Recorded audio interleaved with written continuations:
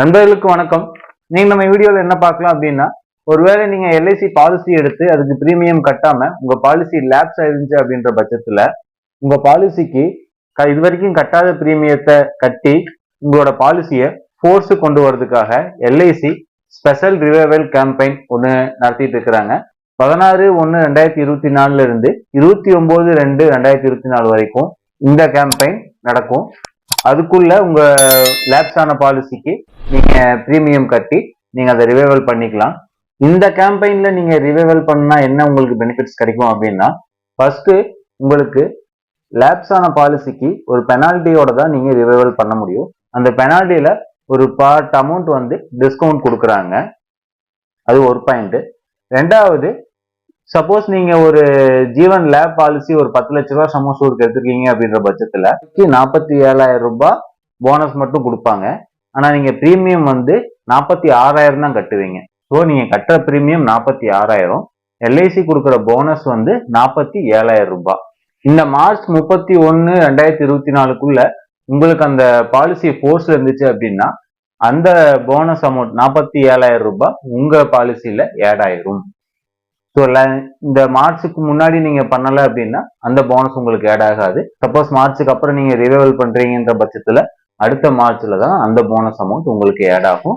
So இது வரைக்கும் நீங்க எவ்வளவு பிரீமியம், ஒரு 5 வருஷம் பிரீமியம் கட்டாம இருந்தாலும் நீங்க மொத்தமா கட்டினீங்கன்னா கூட அந்த 5 வருஷத்துக்கு உண்டான போனஸ் உங்க அக்கௌண்ட்ல ஆட் ஆயிரும்.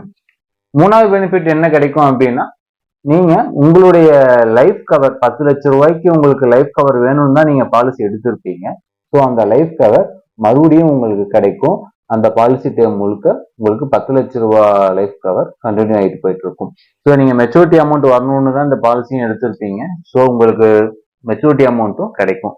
ஸோ நீங்க பல கனவுகளோட இந்த பாலிசி எடுத்திருப்பீங்க. ஸோ உங்களுக்கு ஒரு வாய்ப்பா இந்த ரிவைவல் கேம்பெயின் பயன்படும்.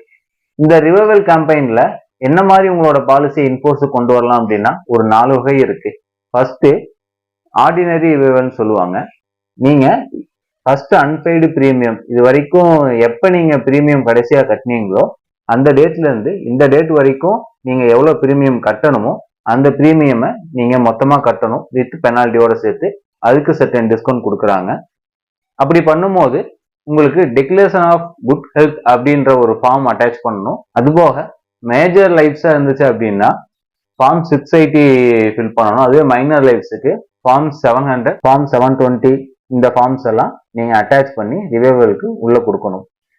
ஸோ ஆர்டினரி ரிவைவல்னா பேசிக் இதுதான். நீங்க ஃபர்ஸ்ட் அன்பெய்டு பிரீமியத்துல இருந்து இப்போ வரைக்கும் எவ்வளவு பிரீமியம் கட்டணுமோ அதை பெனால்ட்டியோட சேர்த்து நீங்க கட்டணும். அதுக்கு ஒரு டிஸ்கவுண்ட் கொடுக்குறாங்க. இந்த ஃபார்ம்ஸ் எல்லாம் கொடுத்தீங்க அப்படின்னா உங்க பாலிசி இன்ஃபோர்ஸுக்கு வந்துடும்.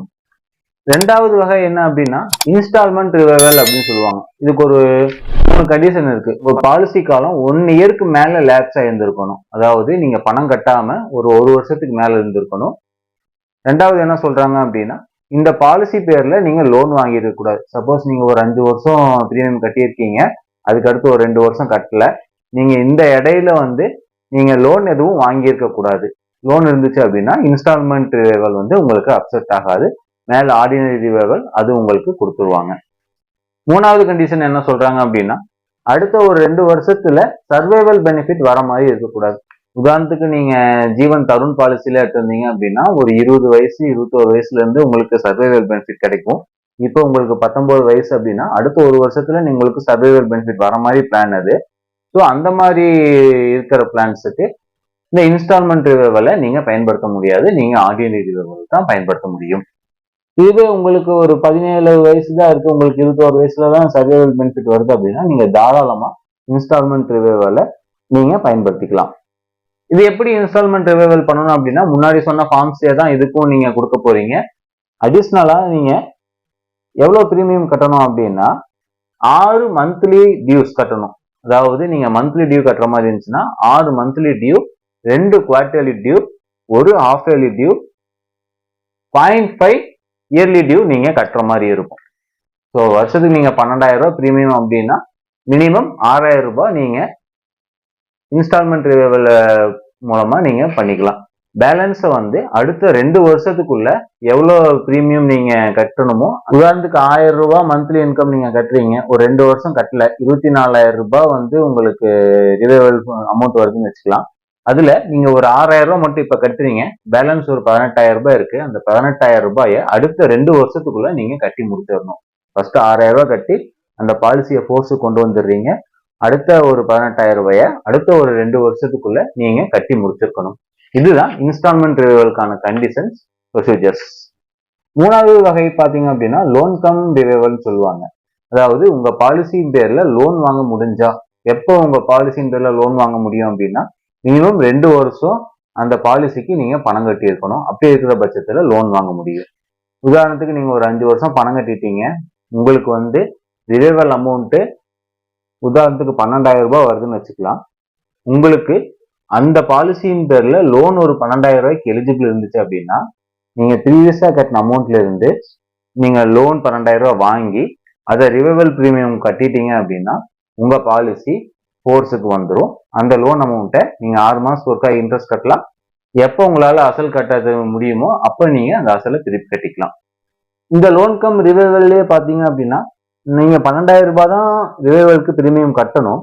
ஆனா உங்களோட லோன் எலிஜிபிலிட்டி ஒரு 20,000 ரூபாய் வருதுன்னு வச்சுக்கலாமே. 20,000 ரூபாய் நீங்க லோன் வாங்குறீங்க, 12,000 ரூபாய் ரிவைவலுக்கு நீங்க கட்டிடுறீங்க. அந்த பேலன்ஸ் 8,000 ரூபாயை உங்க அக்கௌண்ட்டுக்கு போட்டுருவாங்க. சப்போஸ் உங்களுக்கு 12,000 ரூபாய் ரிவைவல் பிரீமியம் இருக்கு, ஆனா உங்களுக்கு லோன் எலிஜிபிலிட்டி 10,000 தான் இருக்கு அப்படின்னா, லோன் ஒரு 10,000 ரூபாய் போட்டுக்கலாம். பேலன்ஸ் 2,000 ரூபாயை நீங்க கையிலிருந்து கொடுத்து அந்த ரிவைவலை கம்ப்ளீட் பண்ணணும். உங்க பாலிசி ஃபோர்ஸுக்கு வந்துடும்.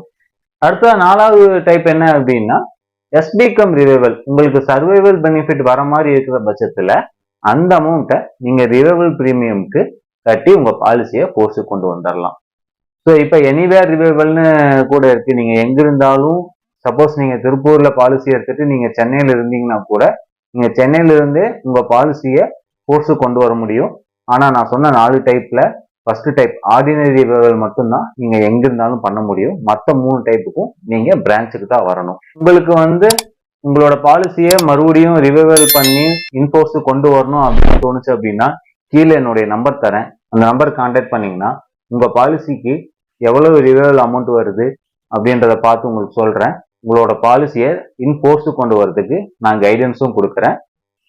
இந்த வாய்ப்பை பயன்படுத்திக்கங்க. உங்களோட ரிவைவல் பெனால்டி அமௌண்ட்ல இருந்து ஒரு பகுதி அமௌண்ட்டை டிஸ்கவுண்ட் கொடுக்குறாங்க.